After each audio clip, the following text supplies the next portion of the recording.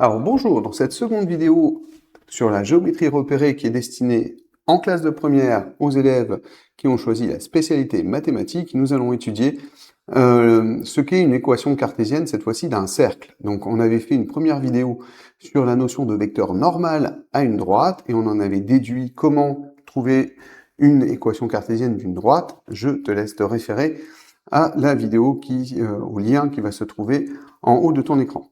Et donc dans cette vidéo, on va s'intéresser uniquement en fait au paragraphe 4, qui est de voir comment nous allons faire pour déterminer une équation cartésienne d'un cercle.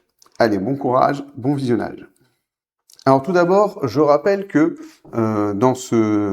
cette série de 2 vidéos, en fait, on était à chaque fois dans un repère qui était orthonormé. Donc ça va être très important. Il faudra bien garder ça en tête. Pourquoi c'est aussi important de savoir que l'on est dans un repère orthonormé? Eh bien, ça veut dire en particulier que quand on aura un produit scalaire à calculer ou une norme à calculer, eh bien, on pourra la calculer facilement. Et en particulier, ici, vous allez voir que pour une équation cartésienne d'un cercle, on va utiliser un petit peu les deux. Donc, si par exemple, on a des points A de coordonnées xa, ya, et un point B de coordonnées xb, yb, et bien, par exemple, nous allons voir que la longueur AB au carré, eh ben, ça va être en fait la différence des coordonnées de A et de B au carré, plus la différence des ordonnées de A et de B au carré. Alors, souvent, vous verrez souvent les formules où on fait souvent x de B moins x de A et y de B moins y de A. Alors, on pourrait dire que ça n'a pas trop d'importance, et c'est vrai que ça n'a pas trop d'importance parce que c'est élevé au carré, mais c'est quand même pas mal, en fait, si vous voulez faire le lien avec la norme du vecteur AB au carré, et il s'avère que les coordonnées du vecteur AB, bah, c'est bien la différence du point de destination moins les coordonnées du point de départ. Et ça, il faut bien comprendre que cette formule n'est vraie que quand vous avez un repère orthonormé, puisque en réalité, ça vient du fait que c'est le produit scalaire vecteur AB, scalaire vecteur AB. Et donc, on se donne un cercle qui va être de centre. Alors, il ne faudra pas avoir peur de cette lettre. C'est une lettre grecque. C'est le oméga majuscule, sachant que le oméga minuscule ressemble un petit peu à un W. Et oméga, pourquoi? Parce que c'est la lettre O. Et souvent, en fait, la lettre O, elle est utilisée justement pour déterminer l'origine d'un repère. Et donc, on ne veut pas surcharger la lettre O, et donc du coup, là, on a utilisé la lettre oméga, mais c'est la même chose. Ça va désigner le centre de notre cercle, et on va désigner par R un rayon qui est donc strictement positif, et on va démontrer que ce cercle va admettre comme équation cartésienne cette équation x moins x0 au carré plus y moins y0 au carré égale R au carré. Et il faut bien comprendre que c'est exactement comme avec les droites, une équation cartésienne, c'est un test. C'est-à-dire que si les coordonnées d'un point M si les coordonnées d'un point M, x, y vérifient cette équation, ça veut dire que le point M appartient au cercle. Et si les coordonnées ne vérifient pas cette équation, ça veut dire tout simplement que le point M n'appartient pas au cercle. Comment on fait pour caractériser un cercle? On peut très bien représenter finalement la situation. Donc nous avons notre centre oméga. On va essayer de dessiner quelque chose qui ressemble à un cercle. Voilà. Et l'idée, c'est de dire, qu'est-ce qui se passe si on a un point M qui appartient à ce cercle C? Un point M, il appartient au cercle C, si et seulement si, en fait, il est toujours équidistant. Enfin, un cercle, en fait, c'est un ensemble de points qui sont équidistants du centre. Ça veut dire qu'ils sont toujours à une même distance du centre. Et donc, dire que M appartient au cercle C, ça veut tout simplement dire que la longueur oméga M, je pense que j'ai un peu raté mon oméga ici, ça veut tout simplement dire que la longueur oméga M, elle est égale au rayon. Et comme oméga et R sont des longueurs, c'est positif, et donc c'est équivalent à ce que leurs carrés soient égaux, donc à ce que oméga M carré égale R au carré. Et comme on est dans un repère orthonormé, oméga M au carré, on peut le calculer, puisque c'est la différence des coordonnées, et donc on obtient bien que le carré de x moins x0 plus le carré de y moins y0 est égal au carré de R carré. Et on est exactement dans le même état d'esprit que dans les paragraphes précédents. On va utiliser cette équation cartésienne vraiment comme un test, nous permettant de caractériser algébriquement grâce aux coordonnées, l'appartenance ou non d'un point à un cercle. Donc, premier exemple, on se donne un cercle, on se donne un rayon, et on nous demande l'équation cartésienne de ce cercle. On va considérer un point M de coordonnées x, y, un point du plan. Et M va appartenir au cercle C, c'est équivalent tout simplement à dire que la longueur oméga M est égale au rayon. Et comme ici, on a les longueurs positives, c'est équivalent à ce que oméga M au carré soit égal au rayon au carré. Ou oméga M au carré, c'est quoi? Ça va être x moins l'abscisse de oméga au carré, plus y moins l'ordonnée de oméga au carré, qui va être égal à r au carré, c'est-à-dire 3 au carré, c'est-à-dire 9. Et vous obtenez en fait directement votre équation cartésienne. Réciproquement, alors là, elle a été tronquée, l'équation cartésienne, on va obtenir un cercle C qui admet comme équation cartésienne x au carré plus y au carré moins 2x plus 4y égale 20, et on aimerait déterminer en fait les coordonnées de ce cercle et ainsi que son rayon. Donc toute la technique ici, ça va être d'essayer de transformer cette équation en du x moins x0 au carré plus y moins y0 au carré égale à r au carré. Et l'idée au final, c'est de se rendre compte qu'on a des termes en x, donc x au carré moins 2x, on a des termes en y qu'on aimerait entre guillemets regrouper. Donc ça va être l'idée. Et on va les regrouper dans un premier temps. Donc vous allez avoir x au carré moins 2x. Je laisse un peu d'espace, vous allez vite comprendre pourquoi. Plus y au carré plus 4y. Bon, puis le 20, pour l'instant, on ne sait pas trop quoi en faire. On va se laisser de la place et on va faire ça. Donc l'idée ici, c'est de se rendre compte qu'on a la même astuce que quand on a voulu déterminer la forme canonique d'un polynôme second degré, c'est-à-dire qu'on va appliquer la méthode dite de complétion du carré.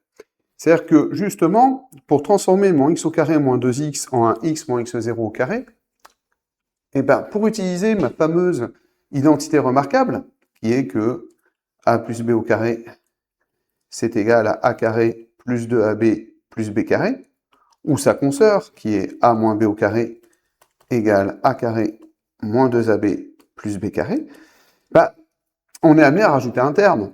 Ici, en fait, on peut identifier que a, c'est x, vous voyez, et qu'on aurait en fait b qui vaut 1. Et donc ici, il nous manque un terme, il nous manque ce 1 au carré. Bon, sauf que ce 1 au carré, j'ai pas le droit de le rajouter.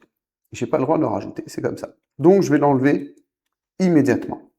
Et je vais faire exactement la même chose pour cette partie-là. Ce 4y, en fait, je vais le voir comme un 2 fois y fois 2. C'est-à-dire qu'ici, je vais identifier du a plus b au carré avec a égale à y et nécessairement b égale à 2 pour que ça fasse 4y. Et en fait, moi, j'aimerais bien avoir un terme plus 2 au carré pour pouvoir compléter mon identité remarquable. Sauf que je n'ai pas le droit de l'ajouter. Pour garder l'égalité, je dois de suite l'enlever. Et c'est là où la magie opère. C'est-à-dire que nous allons, nous occuper, regrouper tous ces termes-là. Et nous allons regrouper aussi de la même manière tous les termes en y et en fait factoriser. Donc ça va nous donner quoi? Ça va nous donner x moins 1 au carré. Donc moins 1 au carré, bon, ça fait moins 1. Plus y plus 2 au carré, bon, moins 4, égale à 20. Et on est quasiment dans une expression telle qu'on le souhaitait. Il suffit de placer le 1 et le 4 de l'autre côté. Ça va donc nous faire x moins 1 au carré plus y plus 2 au carré égale à 25. Alors, est-ce que ça fonctionne bien? Si vous regardez bien, on a bien évidemment envie d'identifier x0 comme étant égal à 1. Attention à y0, c'est-à-dire que ce y plus 2, en fait, il faudrait l'écrire comme une différence. Si vous l'écrivez comme une différence, c'est y moins moins 2, et donc on identifierait y0 à moins 2. Et enfin, 25, c'est le carré tout simplement de 5. Et il s'avère que si vous dites moins 5, ça ne va pas non plus, parce que R, en fait, est un rayon. D'accord? D'ailleurs, ici, j'aurais dû marquer R majuscule au carré pour être en lien avec l'énoncé, et ça doit être une longueur strictement positive. Et donc on s'en sort. C'est-à-dire qu'ici, notre centre, on vient de démontrer que l'on a bien affaire en fait à une équation de cercle. Et notre centre oméga, il est de coordonnées 1, moins 2. Et notre rayon de notre cercle, il est égal à 5. Bon, et alors, petit rappel d'une propriété. On avait vu qu'un cercle de diamètre AB, c'était l'ensemble des points M du plan, tel que le vecteur MA scalaire, le vecteur MB est égal à 0. Alors, c'est quelque chose que l'on a vu précédemment, d'ailleurs je rappelle la démonstration, mais vous l'avez précédemment dans une vidéo sur les applications du produit scalaire. Et en fait, on peut utiliser cette propriété pour déterminer d'une autre manière une équation de cercle. Alors, c'est peut-être pas forcément la manière la plus naturelle, parce qu'ici, si on vous donne les coordonnées des points A et B, c'est assez facile. Vous pouvez calculer oméga, le milieu de A et B, qui est le centre du cercle, et vous pouvez calculer le rayon comme étant la longueur AB divisée par 2. Mais ça nous donne en fait une manière alternative de faire les choses. Donc on va le faire de deux manières. On va dire la première méthode qui est celle qui est donnée par cette propriété. Donc ici, on va prendre M de coordonnées x, y, un point du plan. Et M, il appartient au cercle C. C'est équivalent à dire que le produit scalaire vecteur AM scalaire vecteur BM est égal à 0. Ou le vecteur AM, ça va être tout simplement les coordonnées du point M moins les coordonnées du point A, donc x moins 1, y moins 2, c'est-à-dire y plus 2. Et on a aussi besoin des coordonnées du vecteur BM, qui va être de coordonnées x moins 2 et y plus 3. C'est là où c'est très important de se rappeler que l'on est dans un repère orthonormé. Et puisqu'on a un repère orthonormé, nous pouvons utiliser l'expression analytique du produit scalaire. Et donc on va pouvoir dire, je vous rappelle que l'expression analytique du produit scalaire, c'est si vous avez un vecteur de coordonnées x, y et un vecteur v de coordonnées x', y', vous pouvez calculer le produit scalaire u scalaire v, ça va être x plus y, y'. C'est super important, et vraiment c'est essentiel à comprendre ici dans ce chapitre. Donc ici, ça va être équivalent à avoir x moins 1 fois x moins 2, plus y plus 2 fois y plus 3, égale à 0. N'oubliez surtout pas qu'une équation, par définition, c'est une égalité. N'oubliez pas ce égal à 0. Ne pensez pas qu'une équation cartésienne, c'est juste la première expression. Ça serait une grosse erreur. Et là, en fait, on serait tenté, et c'est bien logique, en fait, de développer et de réduire cette expression. C'est ce que nous allons faire. Donc ici, on va avoir x au carré, puisqu'on va faire la double distributivité. Moins x, moins 2x, vous allez obtenir moins 3x après développement. Moins 1 fois moins 2, ça va faire plus 2. Plus y au carré, plus vous allez avoir du 2y, du 3y, ça va vous faire plus 5y. Et 2 fois 3 plus 6 égale à 0. Et éventuellement, le 2 plus 6, on pourrait le réduire. Ça va nous faire x au carré, moins 3x, plus y au carré, plus 5y, plus 8 égale à 0. Et il s'avère que ça, c'est une équation cartésienne d'un cercle. Donc on va dire méthode alternative, où en fait on va dire quoi? On va dire que nécessairement oméga, on va le décréter que c'est le milieu du segment AB. Et donc ça veut dire quoi? Ça veut dire que ces coordonnées, ça va être tout simplement la moyenne des coordonnées des points A et B. Donc on va faire la moyenne des abscisses de A et B. On va faire la moyenne des ordonnées de A et B. Et donc finalement, on va juste calculer ces moyennes de coordonnées. Et donc la moyenne de 1 et de 2, ça va faire 1,5. La moyenne de moins 2 et de moins 3, ça va faire moins 2,5. Il faut aussi calculer le rayon. Le rayon ici, ça va être la longueur AB divisée par 2. Bon, nous, ce qui nous intéresse finalement, c'est le rayon au carré. Donc on peut directement le calculer en disant que c'est AB carré divisé par 4. Donc ça va faire 1 quart de AB carré.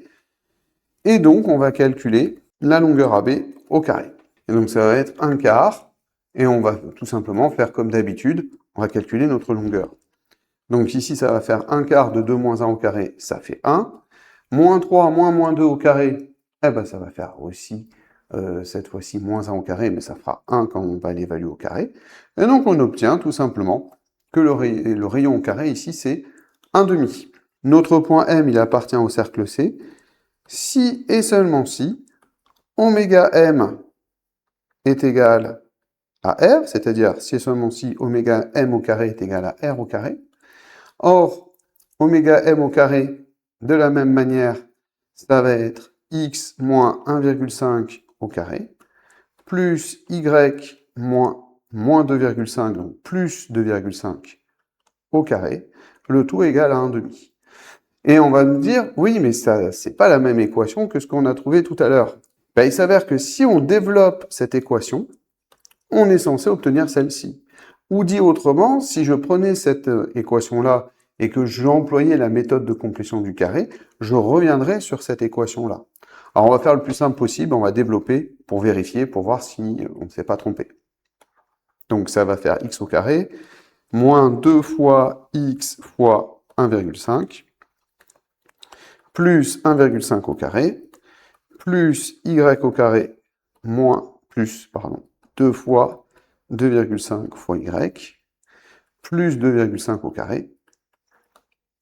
Et puis on va rapatrier le 1/2 de l'autre côté. Et j'espère que ça va bien correspondre à l'équation que l'on a eue au départ. Donc là, le x au carré, ça marche bien. Le moins 3x, ça marche bien. Le 1,5 au carré, ça fait 2,25. Plus y au carré, plus 5 fois y. Pour l'instant, tout est bien. On va évaluer le carré de 2,5, ça fait plus 6,25. Et auquel il faudra penser à enlever 0,5. Et il s'avère que 2,25 plus 6,25 moins 0,5, eh ben, c'est bien égal à 8. Donc on obtient bien qu'on a une équation qui est équivalente à x au carré moins 3x plus y au carré plus 5y plus 8 égale à 0. Et enfin, pour clore mon propos, ce que je vais essayer de faire, c'est d'essayer de retrouver à l'aide de GeoGebra une équation cartésienne. Parce que, oui, GeoGebra, en fait, traduit un cercle directement en équation cartésienne. On va voir ça de suite. Donc ici, on va placer d'abord le point A de coordonnées 1, moins 2, comme on a vu dans le dernier exemple. On va placer le point B de coordonnées 2, moins 3, comme dans l'exemple précédent. Voilà, on va peut-être un peu agrandir pour y voir quelque chose. Donc, typiquement, si je devais le faire avec GeoGebra, je calculerais le milieu de A et de B. Bon, on va noter O, bien que ce ne soit pas le repère du cercle. Et en fait, ici, si vous tracez votre cercle de centre O et de rayon OA, GeoGebra, en fait, nous retrouve l'équation, en fait, du cercle que l'on avait trouvé avec une des deux méthodes. Et ce qui nous permet en fait de bien visualiser le lien avec les coordonnées du centre du cercle. Bon, j'espère que cette vidéo t'aura été instructive. Cela clôt notre série de 2 vidéos sur la géométrie repérée. Et ben, je te dis bon courage et à bientôt pour une prochaine vidéo.